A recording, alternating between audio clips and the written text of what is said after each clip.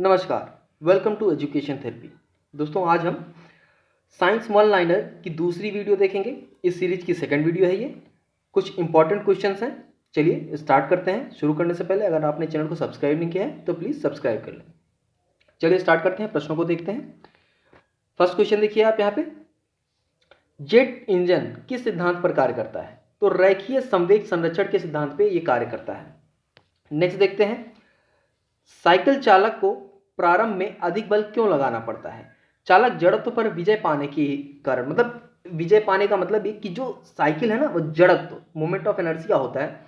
तो जड़त्व में क्या होता है, कोई वस्तु अगर खड़ी है तो वो खड़ी स्थिर है तो स्थिर ही रहना चाहती है, और गतिमान है तो गतिमान रहना चाहती है। तो साइकिल अगर खड़ी रहती है तो वो स्थिर जड़त्व का पालन करती है, तो उसे गति में लाने के लिए हमें ज़्यादा बल लगाना पड़ता है। तो यही कारण है कि अधिक बल लगाना पड़ता है। आगे, अस्तंभ मूली होती है। तो अस्तंभ मूल क्या होती हैं? ये अपस्थानिक जड़ें होती हैं। इसके बाद जड़ें किस भाग से विकसित होती हैं? तो मूलांकुर से ही जड़ें विकसित होती हैं। गाजर एक प्रकार से क्या है? तो गाजर क्या है? गाजर एक जड़ है। हल्दी के पौधे का खाने योग्य हिस्सा कौन सा होता है? तो प्रकंद होता है, जो वो खाने का हिस्सा होता है। प्याज किसका परिवर्तित रूप है? प्याज तने का परिवर्तित रूप है। विरंजक चूर्ण क्या होता है? यौगिक होता है एक प्रकार का। गैसों की श्यानता ताप बढ़ाने पर क्या होती है? तो श्यानता जो होती है इनकी बढ़ती है। उसके बाद ठंडे देशों में झीलों के जम जाने के पश्चात भी जलीय जंतु जिंदा रहते हैं। क्यों?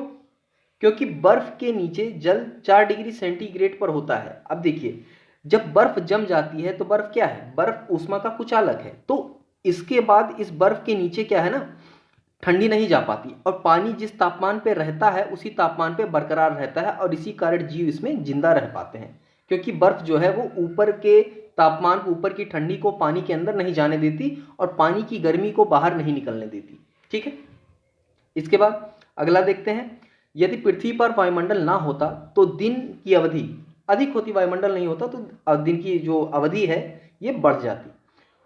घूर्णन करती एक गोल मेज पर अचानक एक लड़का आकर बैठ जाता है। मेज के कोणीय वेग पर क्या प्रभाव पड़ेगा? तो कोणीय वेग क्या होगा? कम हो जाएगा। बल गुणनफल है तो द्रव्यमान और त्वरण का गुणनफल है। अगला देखते हैं, आनुवांशिकता एवं विभिन्नता के बारे में जानकारी देने वाली वनस्पति विज्ञान की शाखा को कहते हैं? तो आनुवांशिकी कहते हैं इसको।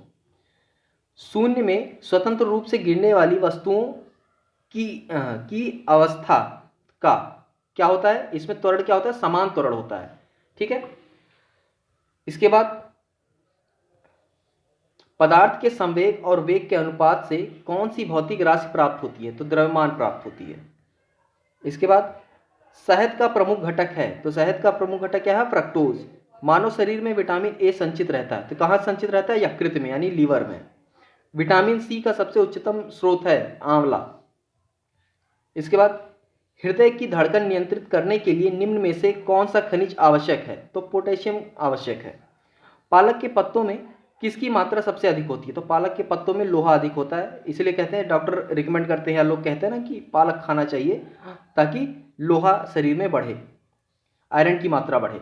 लाल सागर का लाल रंग किसकी उपस्थिति के कारण होता है? तो इसमें शैवाल होते हैं, इसके कारण होता है। गलन रोग कुछ समुद्री खरपतवार खाने से बचा जा सकता है क्योंकि इसमें पाया जाता है क्या? आयोडीन पाया जाता है। इसके बाद पेंसिलिन की खोज किसने की थी? तो पहले पेंसिलिन की खोज की थी अलेक्जेंडर फ्लेमिंग ने। तो ये कुछ महत्वपूर्ण वन लाइनर थे। उम्मीद है आपको अच्छे लगे होंगे। तो आज के लिए बस इतना ही। मिलते हैं नेक्स्ट वीडियो में, तब तक के लिए धन्यवाद।